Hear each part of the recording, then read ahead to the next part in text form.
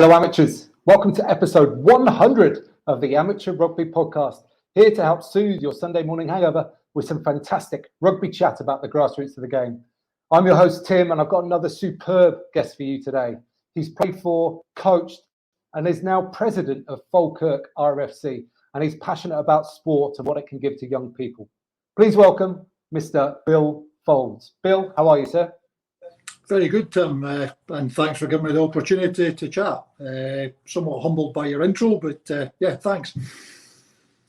You're very welcome, and welcome to the podcast. Now, I'd like to start off with, how did you get started in rugby? How did I get started? So, I guess at high school I wasn't overly interested. Rugby I played a few times. Wasn't overly keen at getting up at 9 o'clock in the morning for training on a Saturday. And my mum, as a teacher, was less keen on me playing rugby. I guess she saw it as a dangerous sport played by ruffians. So it never really lit a fire for me. I did a lot of kayaking as a kid up in Thurso in the north of Scotland. I went to university in '84 and I was lucky enough to get a sponsorship. And my first summer at ICI in Grangemouth, I just happened chance bumped into a lot of Falkirk guys out on a stag night.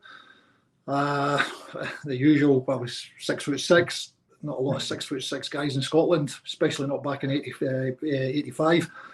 And they kind of coaxed me basically over a few beers to come down training, pre-season training, which for a lad in Falkirk didn't know anybody sounded like a good reason. So went down pre-season training, and that's had a huge influence on my life. That happened chance meet.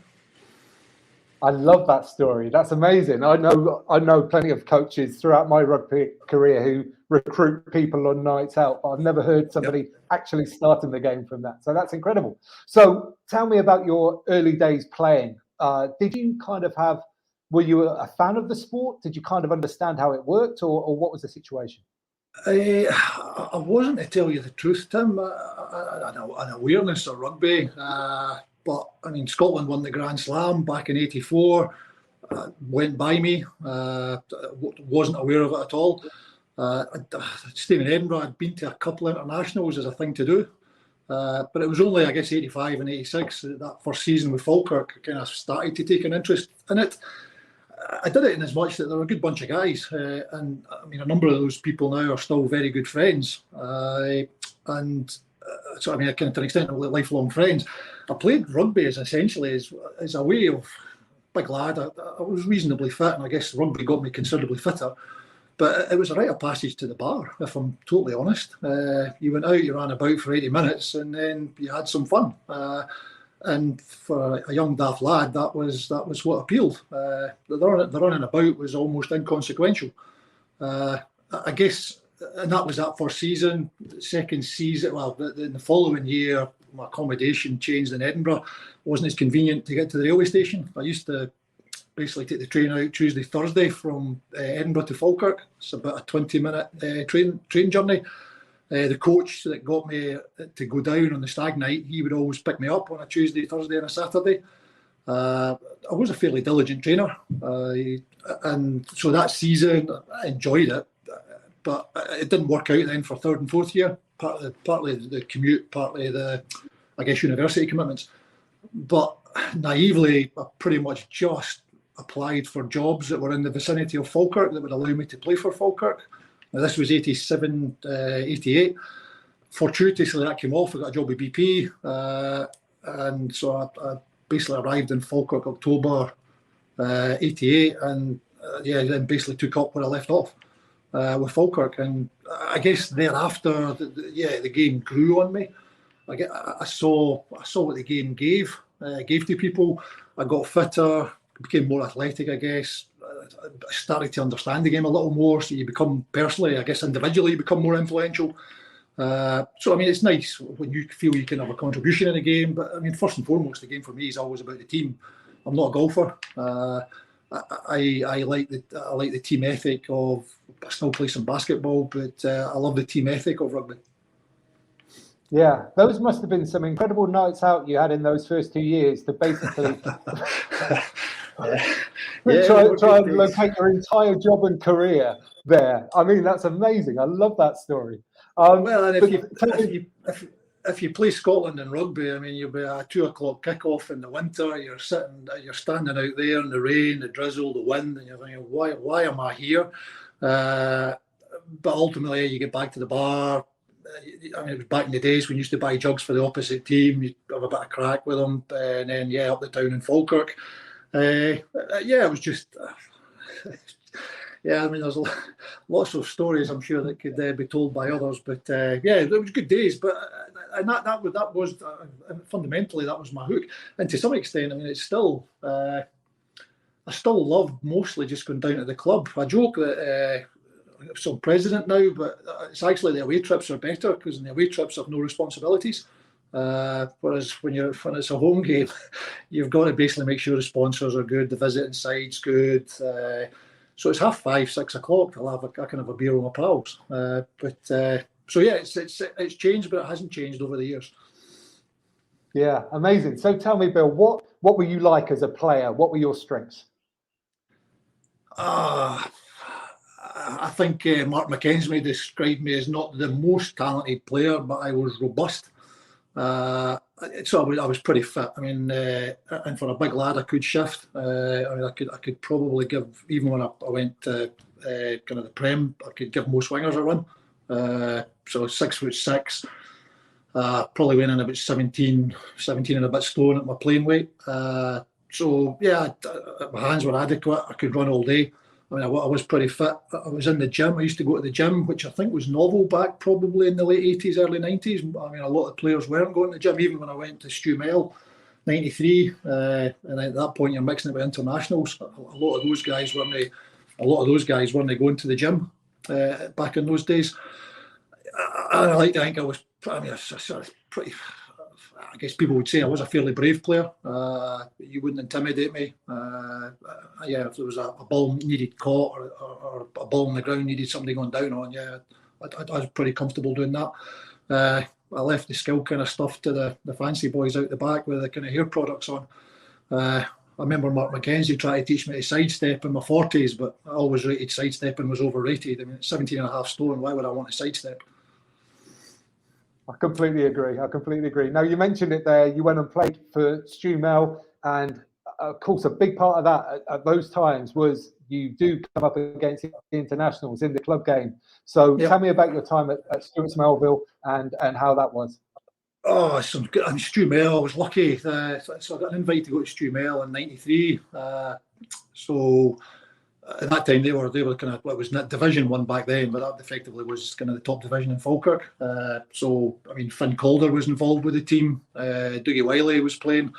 So, I mean, so you've got a Lions captain there, and Finn Calder and a Doug Wiley, basically Scottish standoff. So, it was good days. And Stewart had just at that point recruited quite a considerable number of young boys just out there. I think it was the under-20s back then, under-20s or 21s. So it was quite a young, precocious side. And a great bunch of guys. Stewart got a lovely, I still love going back to Stewart. It's just a good atmosphere in the club. You can walk in and now, it's still Denise behind the bar all these years later. I could walk in there on a Saturday and you're immediately chatting with guys you played with. So a great club, loved it. Enjoyed my time there. Was privileged. I mean, some interactions with Finn. We did a tour of Colorado. Finn told us a story that then subsequently went to print, and there was a book came out, The Famous 15. I managed to coax Finn from Steamboat Springs back to the bedroom. We'd come back relatively early. I don't think it was a game night, but I don't know if we were just basically had sufficient beer over the previous 10 evenings, but we'd come back early in Steamboat. Finn was in the bar on his own, so I'd suggested to him that he wanted to come up for a dram. Had some Highland Park, which is my favourite dram. Turns out it's Finn's favourite dram. He wasn't interested until I said I had some Highland Park. So he came up with, so 3-4 of us went up to my room, basically stuck in about the Highland Park, and Finn recounted the story of his brother Jim had been part of the 84 Grand Slam side, and they're twins. And he recounted the story of basically him and Jim were out for a run around Edinburgh, and basically Jim had narrowly beaten him. And I think Jim had a conversation with him in the shower that Finn basically had always let Jim beat him. And Finn basically said thereafter, Jim Calder had never beaten him at anything in his life since. And Finn went on then to be part of the Scotland Grand Slam and to captain the Lions. So a conversation with your brother in the shower changed his life. So, privileged to have been part of that, and it was great. Played against internationals. Doddie's obviously sadly gone. Managed to mix it with Doddie 5-6 times. So yeah, it was blessed. Daft laddie for Thurso comes down, plays with Falkirk 4 or 5 years, and then finds yourself running about with Stu Mel. Lucky. Wow, lucky or hardworking and a bit of talent build, sounds like to me. Now, tell me about the silver spoons. So Stu Mel back in them days was an FP, which is former pupils, and I think by the FP rules, you were only allowed 2 non-FPs. So the non-FPs, Stewart Melville's a public school, so private school. So your non-FPs were typically corporation schools, council schools. So the Stu Melly guys, a lovely bunch of boys, but they were used to calling us a few Kelpies. And you could go imagine a lot of these silver spoons are pretty well educated, quite kind of full of themselves. So I don't think anyone had ever pushed back. So me being me, I pushed back. I started calling them silver spoons, which with all due respect, a lot of them are. So I still call them spoons. Finn Calder used it in a team talk at one point. Basically, we were down in the borders or whatever else and had to man up, and he used the term silver spoons. But they call me a corpy and they're spoons as far as I'm concerned. Yeah. That's amazing. Now, you also played some rugby south of the border as well, I believe. Did you play when you were down in Essex?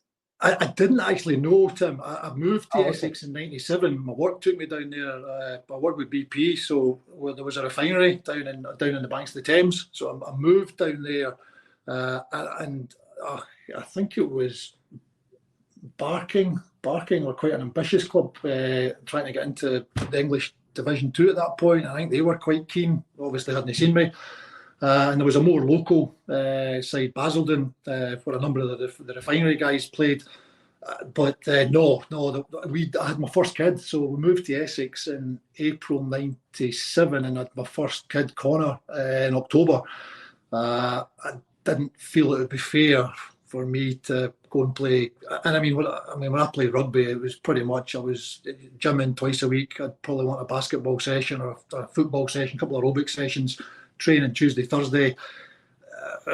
You've just moved your wife from Falkirk to basically Billericay in Essex. For me to go keep playing rugby, I didn't think was fair. So for once, I kind of was reasonably sensible. So no, I didn't. The 3.5 years I was in Essex, I didn't play at all actually, which then resulted in quite a journey to try and get fit again at the back end of that. So the summer 2000. It's obviously warmer in Essex as it is in Scotland. I'd probably put on half a kilo, and another half a kilo had shifted from the shoulders to the belly. So I've never actually had a bad injury in my life, luckily, touch wood. That was quite a long summer trying to get fit. So anyone that's had a bad leg injury, huge respect to have the discipline to come back to try and actually get yourself fit again. But yeah, I remember starting off down in Essex in 2000 because I knew I was going back to Falkirk and I was wanting to play with Falkirk again. But yeah, I could hardly run a mile. So in the Essex heat, that was a fun time. Wow, that's amazing. That a huge amount of time out of playing completely right in the middle of your career is. It is, but at the same time, I guess I wasn't getting impacts, Tim. So I managed to play till I was 43. So I think. You know what, the Scottish saying, what's for you won't go by you. I think part of the reason I managed to play till I was 43 is probably in large effect because I wasn't taking the impacts and hits for that 3.5 years. So, Yeah, that's what it is. I mean, it allowed basically myself and Louise, we went down, had a family, 2 kids. Yeah, just that was that phase of my life, I guess. So yeah. Yeah, nice. And then returning hero back to Falkirk. What was it like going back? Yeah, I came home back to Falkirk. I mean, so my first period of Falkirk, we got the club's first promotion, and then we'd won the consecutive. We got promoted, and then we won a league. In fact, won a league and a cup. I think in 91 and 92, just before I left to go to Stewart. The club had then kind of fallen down the leagues a little, or fallen down the leagues a little further. So when I came back to Falkirk, I mean, I wasn't fit, nothing like fit. It took me a season to get what I'd consider fit again. But yeah, we'd come down the leagues. Alec McQuaid had got himself involved. He was a great benefactor of the club, still involved. And he was trying to put in better coaching systems and trying to entice some better players along. It was kind of, we were in the kind of district leagues, they were kind of dog eat dog, Tim. So yeah, with a couple of seasons with narrowly missing out. And it was only when Alec managed to get John Manson to come along as head coach, that's when we really started to kick off. John brought in Mark McKenzie brought in Kevin McKenzie, and before you know it, you've got the nucleus of players that can make the right decisions, and you'll know yourself, Tim, 4 or 5 players that can start to give you shape, and then other players can play off them. And that started, 5 consecutive league titles. So I mean, that was a great period to be involved in the club. It was a privilege to be involved. Great days. We won the Shield, managed to walk my kids out at Murrayfield for the Shield final. So yeah, it was again blessed to have been involved with the club and managed to stay injury free for that period. Wow, did you just say 5 consecutive league titles? We did, yes. At the time, it was a Scottish record. I think somebody's emulated us. I think they've beat us yet. But we got 5 in a row.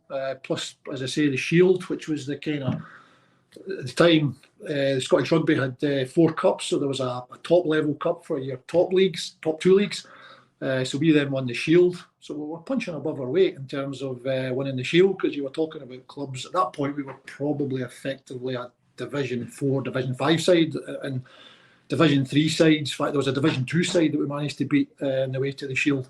And that allowed you the finals day, which is a cracking day the SRU organised, and hopefully it will come back. The finals day at Murrayfield is basically 4 cups, and you've got 8 teams contesting it. And effectively, the SRU opens up Murrayfield to the clubs. It's a cracking day. I mean, logistically, a big thing for the SRU to organise. I think the first final kicks off about 10:30. But everybody plays on the big pitch, and then you're into the hospitality suites after it. So, it's a cracking day. Mum and dads are there, grannies and grandpas are there, the junior section's there. I mean, busloads of people coming out, even for a club the size of Falkirk. So yeah, it's a cracking day. So yeah, we won the Shield. I think it was year 4 of the 5. We could have gone on to 6, actually, I think, Tim, but Mark McKenzie retired a bit early because he was still top of his game. I mean, class player, Mark McKenzie. I don't understand how he was never capped. And his brother Kevin was playing, but he took an injury that put him out for a season. So that season, the 6th season, we finished 3rd.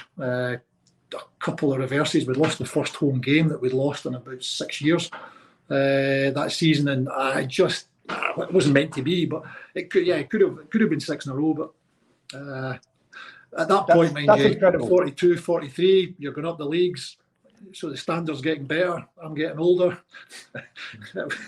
Yeah, it was. I'm glad I played that season because it emphasised to me at 43. Lost the edge, lost the interest. It was just time to step back. Yeah, I mean, I've seen some clubs rise up through the English divisions. Teams like Ealing flew through, like Richmond and London Scottish when they went down to the bottom. But I don't think any of those teams won 5 league titles in a row. They always had a little cooling off period for a season and then won again. We had, I mean, we with Mark McKenzie running the show and Kevin in the forwards, John Manson doing the coaching for a period, and then Bob Wiley came in, who'd been playing with County. We had a number of very, very good players. Now you still got to go out and beat what's in front of you, and we had some interesting tussles with sides like Garnock. Particularly Keith Ness took us to the wire a couple of times, so we had some interesting tussles with sides. But I mean, we were a good side, full of mostly older guys. And again, Tim, you'll know as you get older, you start to become aware, one, that what's required to win a league, but two, that it's the sacrifices that are necessary, but the fact that it's worth it. You tend to find a lot of times, I think, teams with a lot of younger players in it, they maybe don't quite get the commitment that's required. And they've got another 10 years, so winning it this year is not that important. If you start getting your late 30s, you know that basically that these things ain't going to come around very often. So take it now, or you might not get another chance. Yeah, 100%. Now, you mentioned about the finals day there at Murrayfield. Are they not happening anymore? I think COVID got in the way of it, and I'm not sure that they've restarted it. And then with the league restructuring, or 12-team leagues, whatever else, the cup kind of fell out a little bit of favour. But they had been doing it, and they'd introduced women's teams as well. So I think actually it had gone from 4 men's teams to 6 teams in total, which was excellent. Again, a chance for girls, women, to be part of the event. But I think COVID got in the way. I could be wrong in terms of my timeline, but I think COVID's got in the way and it's not started. But I believe that the SRU are starting to think about it again. But again, it needs the club engagement. In Scotland, you've got clubs up here that probably want to play cricket. By the time it starts to come to April, you've got a lot of the border sides particularly want to play sevens.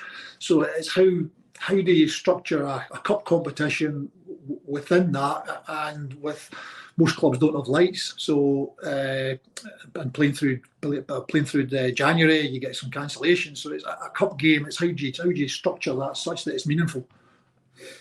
But I'll talk about it. I mean, for me, I thought it was brilliant. I mean, I thought it was just a cracking. I can't speak highly enough of the SRU in terms of giving clubs the opportunity, handing Murrayfield over to the clubs. I mean, just brilliant.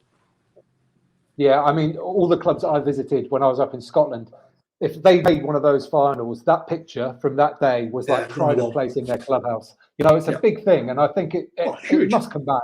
Yeah, it must come back, surely. The kids talked about it. I mean, my kids at the time would have been 7 or 8 or something. I mean, they talked about it for years. I mean, to the extent that the wife in the car, I mean, the kids would say, "Oh, Dad, do you remember?" And Louise would be, "Oh, dear, here we go again." I mean, that's but I mean, it was huge influence. I mean, both my boys play the game. And play the game at a decent standard, and that could not have been not a major influencer. Yeah, good point. Okay, so you mentioned there about retirement, just old father time catching up a bit. Was it injuries or what happened exactly? Well, I tweaked my back. I got a little bit of sciatic, which is.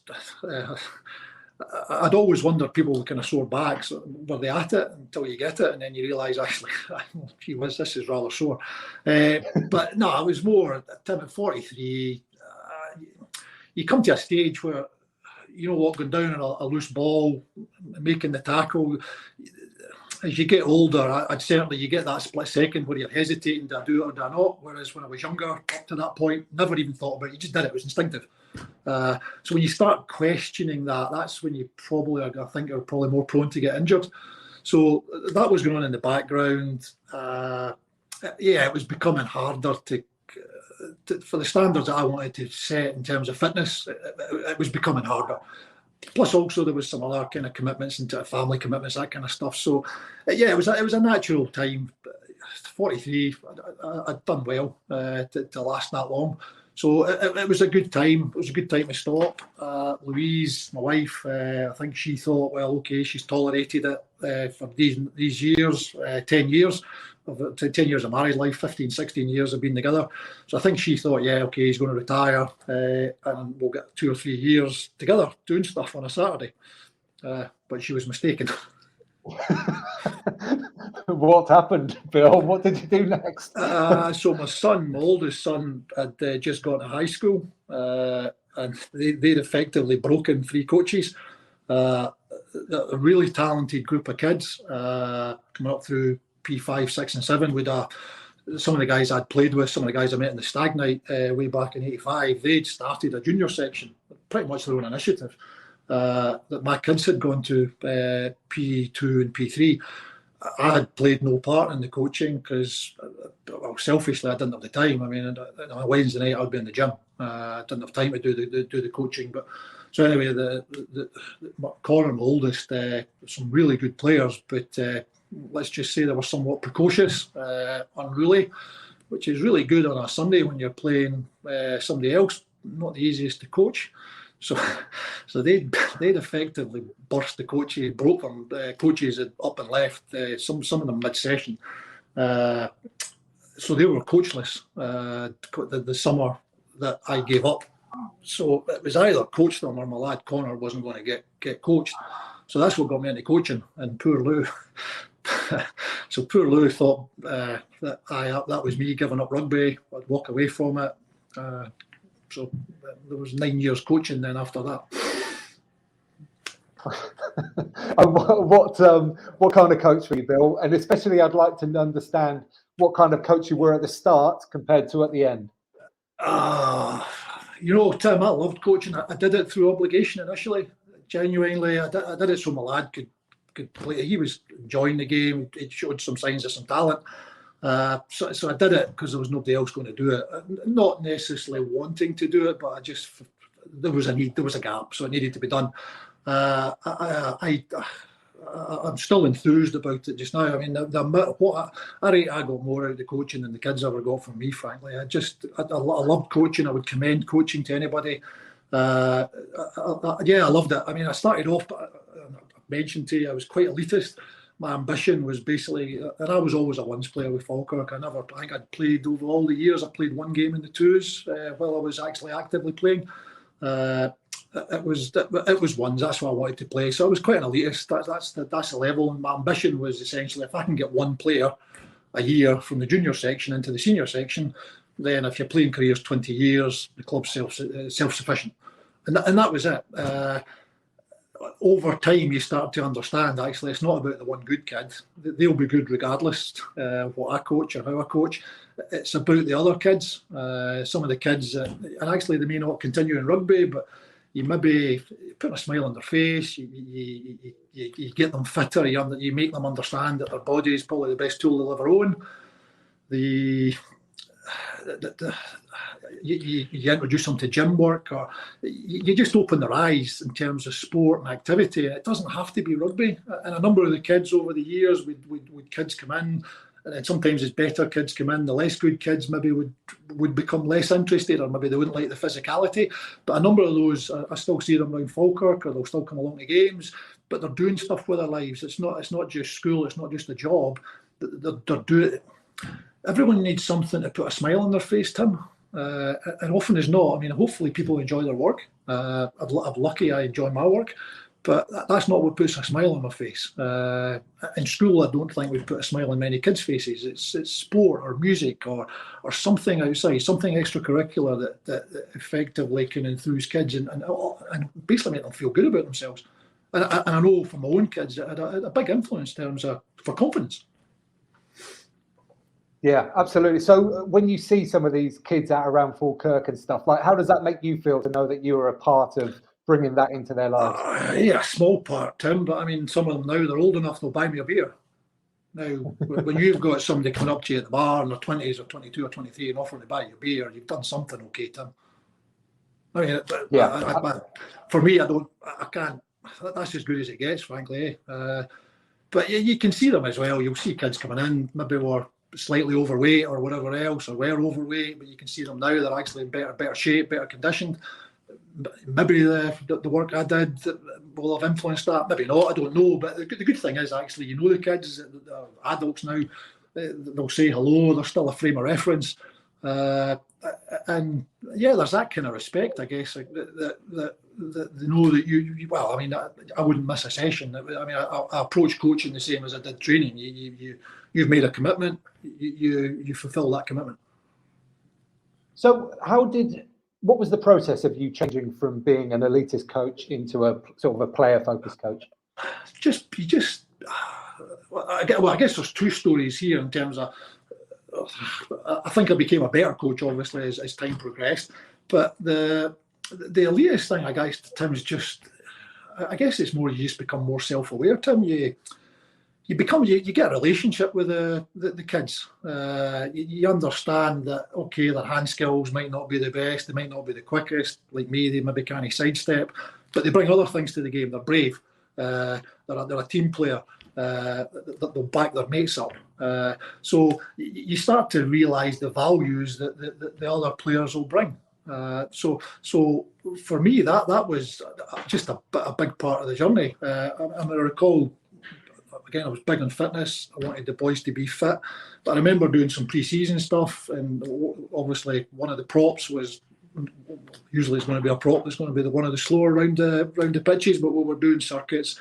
But I remember essentially running with him and finishing just behind him so he wouldn't be last. And at the time, we'd tight numbers at S1, but I did wonder that was influential in that kid staying, and he played then basically pretty much all the way through my coaching, well, until he became 18. If he'd been left to finish on his own and considerably distance back from everyone else, we would have lost him, and maybe he would never run again in his life.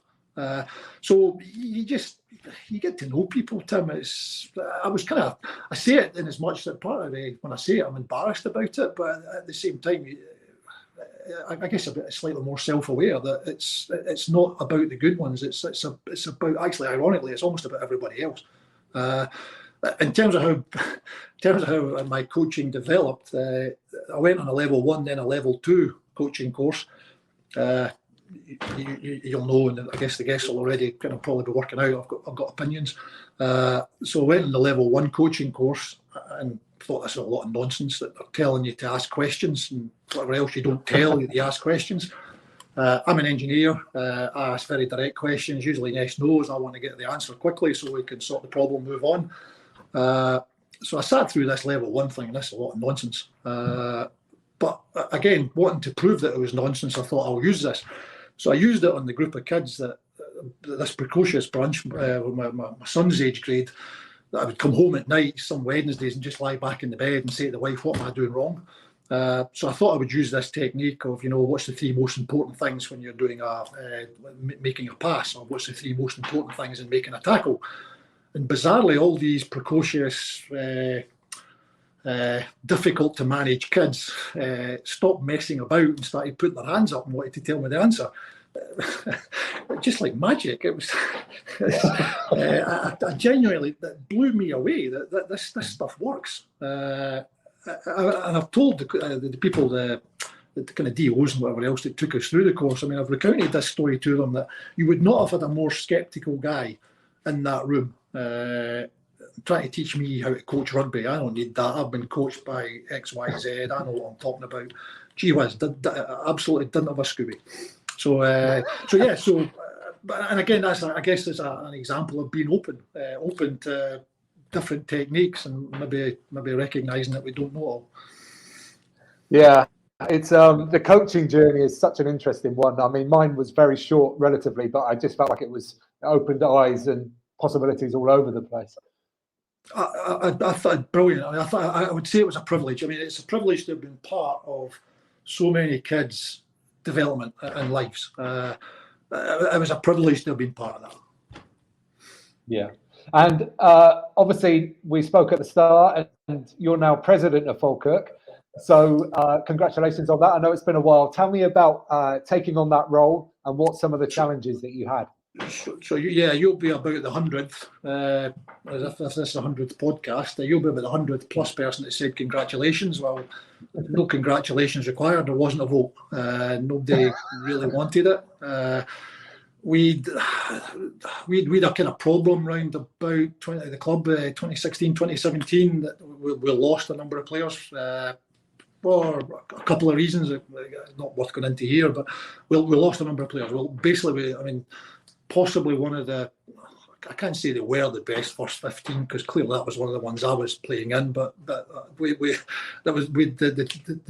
side just before we lost all the players, certainly probably right up there with one of the best 15s we've ever put out. We lost them, and then we found that a number of the kids I'd been coaching who were now in their kind of 18, 19s, 20s and been playing in the kind of district leagues, all of a sudden were all promoted into the ones.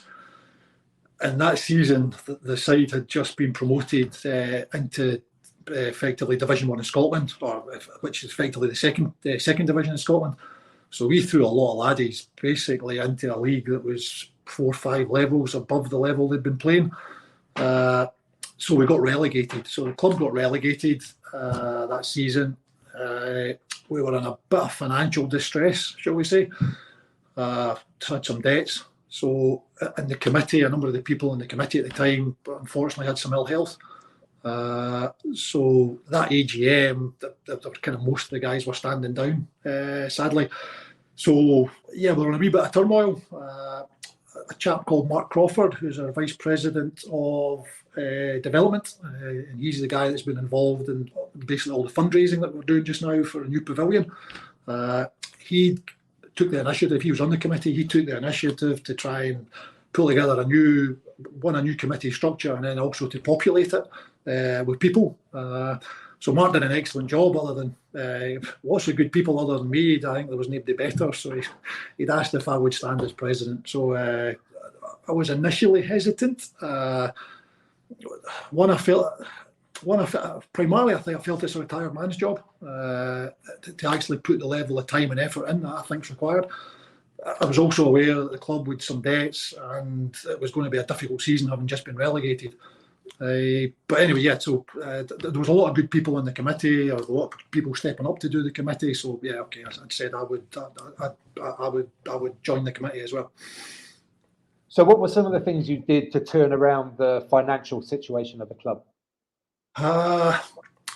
So the EGM, so the first conversation was about coaching, and ultimately the focus was stabilise. We needed, a lot of clubs that get relegated are probably going to go down 2 leagues, 3 leagues. So we needed to stabilise. Second conversation at the EGM was with 2 or 3 guys, builders, reasonably well off. It was about, okay, we need to kind of try and sort out some sponsorship here. They gave me some kind of candid feedback about how they'd felt as sponsors previously. That will never leave me. And actually, ultimately, I mean, all the sponsor want, I mean, I would suggest that sponsoring Falkirk's not such a compelling offer. I mean, you're not really getting a whole lot back from it.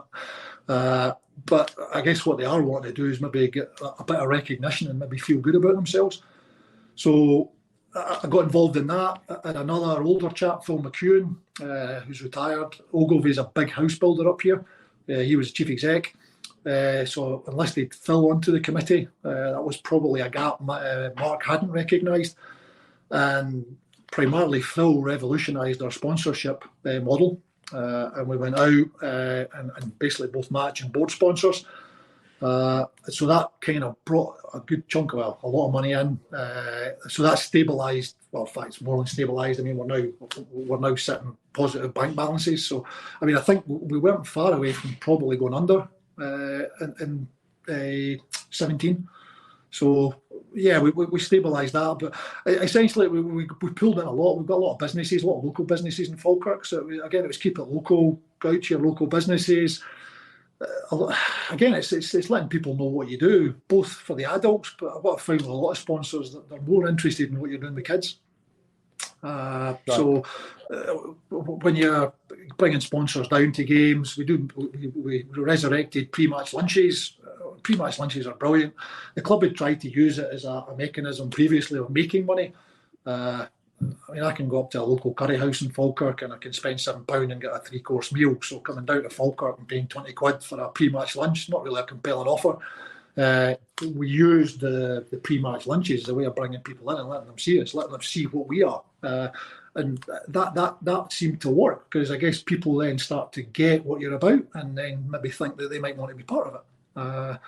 And it's been, again, humbling that once people see what you're doing, what you're trying to achieve, a lot of people then want to help you, Tim. which is brilliant. It's great for the cost of a free lunch. Yeah. So that's a really great example. Is there anything else that you've done to kind of make the sponsors feel good about themselves and make them feel part of it? Is there any other strands to that? We have a sponsor day. In fact, we just did Trades Day. So probably more than half of our sponsors now, we must have in excess of 50 plus people that are all contributing, but half of them are tradesmen. So come up with a daft idea, but let's have a Trades Day. So we had the Trades Day there maybe about 5-6 weeks ago, and it was great because we'd Ogilvy there, big house builder, with a couple of other big sponsors, intermediate kind of house builder size, and then tradesmen from tilers, scaffolders, whatever else, and it brought them along as a thank you, actually, really, in terms of one, acknowledging the fact you guys are helping us. I'd normally done a sponsors day, but we've been sufficiently successful that the club's not big enough to have all the sponsors down in one day now. So the Trades Day was a convenient way of splitting it in two. So we've got a Trades Day, but everyone that came, and we had about 11, 12 sponsors that came that day, but there was somebody that was coming along that they wanted to talk to, and in terms of business networking thing.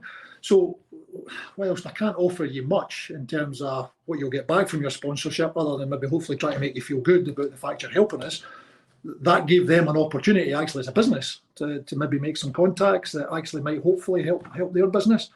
But prior to that, we'd been doing a sponsors day. I called it Recognition Day, and it was recognising the sponsors that help us. We also, was a chance, we've got a group of guys called the Wednesday Club, which are a bunch of old retired guys, and they effectively maintain the pitches, maintain the premises. The volume of work they do, we as a club couldn't afford to pay for. Now there's a social element. I mean, I joke we should start charging them for the Wednesday, because I mean, it's obviously they're getting something out of it. But I mean, they cut the grass, they line the pitches. I mean, they cleared the drains. Sometimes the drains, the toilet drains will be blocked. I mean, they'll clear that. I mean, and the salt of the earth guys, these guys are in their 60s and 70s. But again, you recognise them, and again, you bring them down to a pre-match lunch. It's a wee bit of recognition. It's our 50th year this year at the club. So we got anniversary tops, effectively said 72 to 22. Again, all the olds, we've given them the tops. So I was down there on Saturday, a good win against Hamilton. All the olds have got their tops on. They're all branded the same as the players.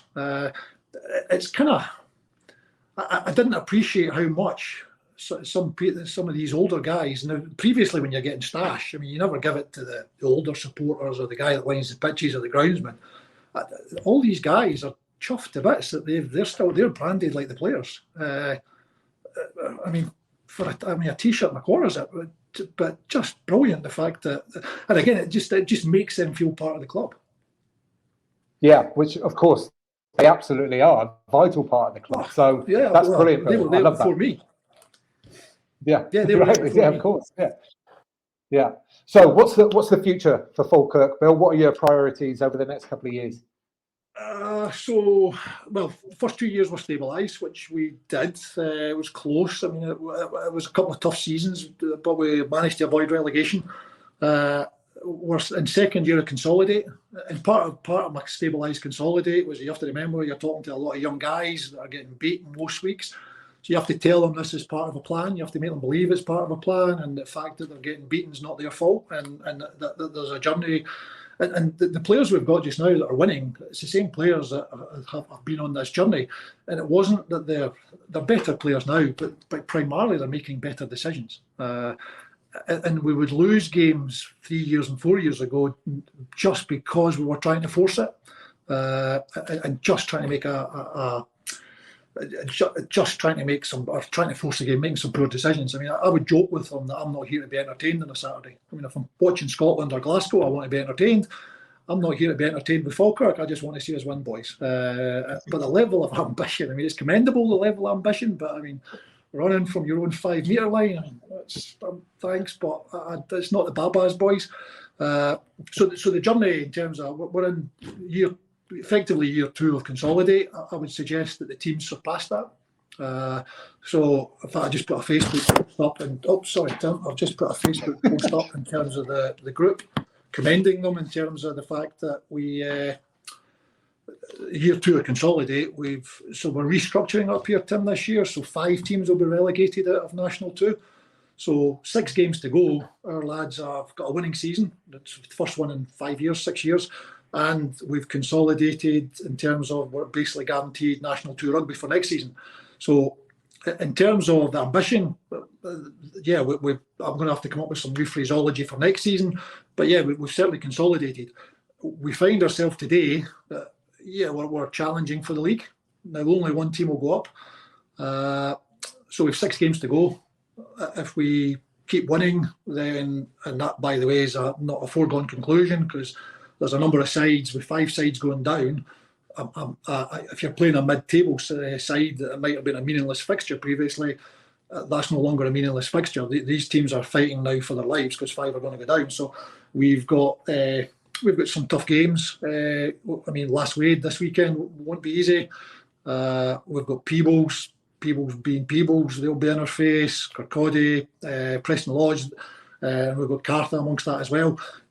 If those games go as I hope they might, then that leaves us a final game against Glasgow Accies, which could be a winner take all. But there's a distance to go. There's a distance to go to get there. So it'd be great. For the boys, absolutely brilliant. They've got relegated five years ago out of National 1, only won 1 game, last game of the season. To have then turned that round, with fair play to the coaches, but to have turned that round and then potentially get promoted back to National 1, great. I would reflect National 1's a fair step up by the looks of it. The 2 sides that went up there promoted from our league last year have struggled. So it's a thought to go back to having to scrap and fight. This has been great this season. We've been winning games oftentimes comfortably. So yeah, it's a thought to go back to that, but at the same time, what a brilliant journey for the boys. If at the end of the season we were lucky enough, not lucky. I don't believe you earn a league. You got to go take it. Nobody's going to give you it. But if our lads can actually get over the line, what a journey for them. Absolutely brilliant, and memories that they'll treasure for the rest of their lives. Yeah, 100%. Now, what about the youth? What's coming through at Falkirk at the moment? Bill, is the pathway still strong? Yeah, so our third conversation at the AGM was our minis, which were about 40 strong at the time. We need more minis because effectively it was the minis that produced the players that I coached when I took them on at S1 that were then basically filling Falkirk jerseys just now. So particularly 2 people, Derek and Kerry Stanners, but there were myriad other people helped in the juniors, but them particularly acted as a focal point. Over 2-3 years, they grew the mini section to 180 plus kids. So that's the P1, P7s. So vibrant, excellent. It's worth going down on a Sunday just to see all these kids running about with smiles on their faces. How anyone can try and coach a P2 or a P3. Absolutely commendable. They got me involved a year and a half ago, and I tried to line them up, and this is how you do this, and I would have had them doing switches. So suffice to say that basically they took the whistle off me quite quick and says, no, you might want to stand on the sidelines. But we've got a great mini setup, absolutely outstanding mini setup. Parents involved, coaching, helping out in the kitchen, just vibrant, great ethos. Everyone talks to everyone, says hello. A lot of parents, Falkirk's a football town.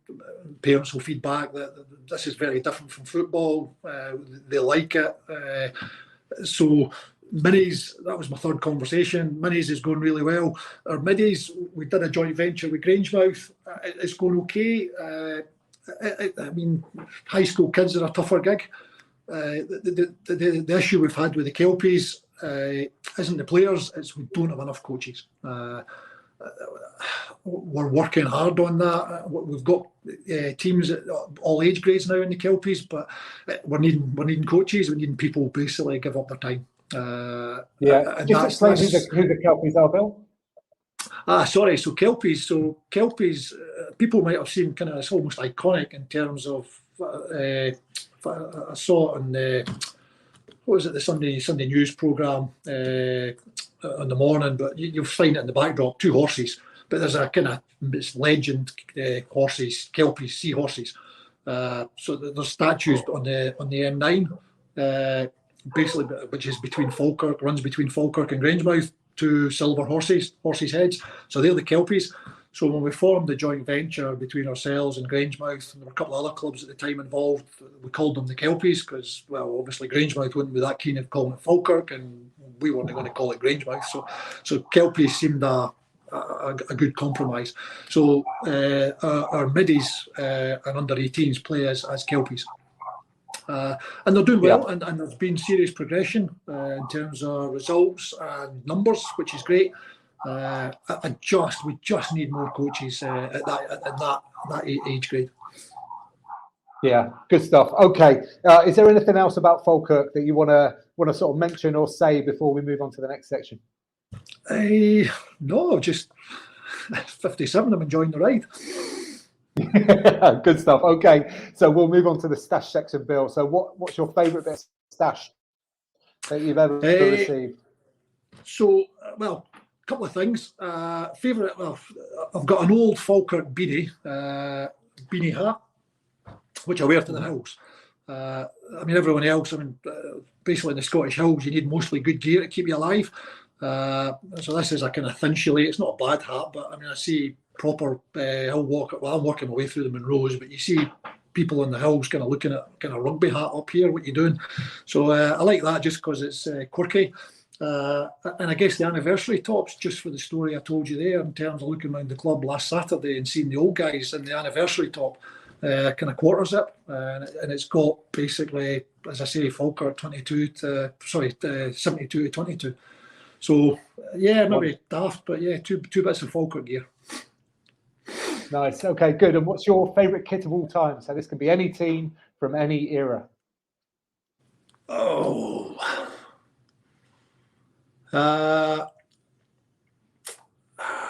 It'd be I guess struggling in that one. Actually, you might have to edit this one out.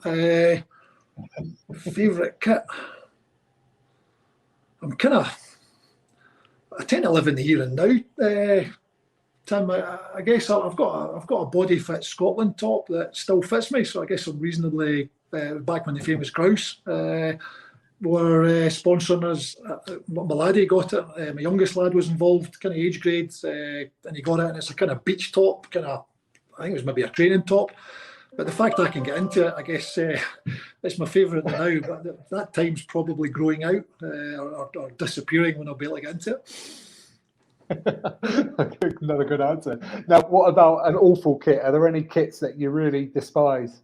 Yeah, so my last season, I'm quite a traditionalist. Falkirk playing blue and blue, and kind of that's it. Yeah. But anyway, so when Bob Wiley came along, he was kind of tinkering with the kit to an extent, but we mostly kept it blue and blue. But my very last season, our away tops were kind of pink.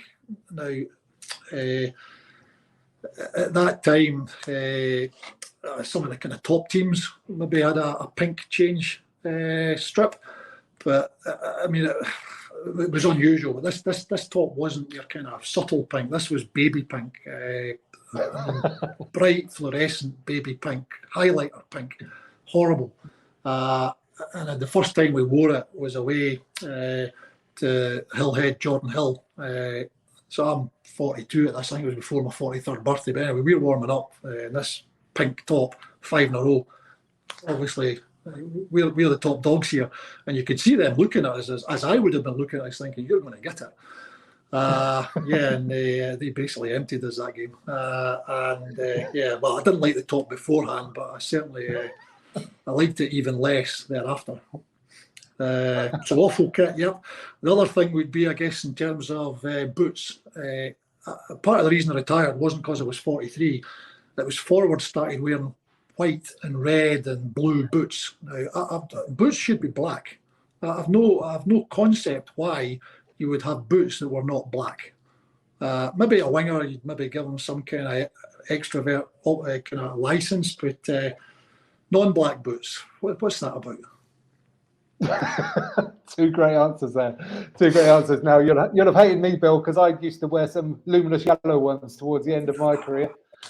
I was going to say, well, you don't wear hair products, so I'll give you that. But did you shave your chest back in the day? Or? No, don't be silly.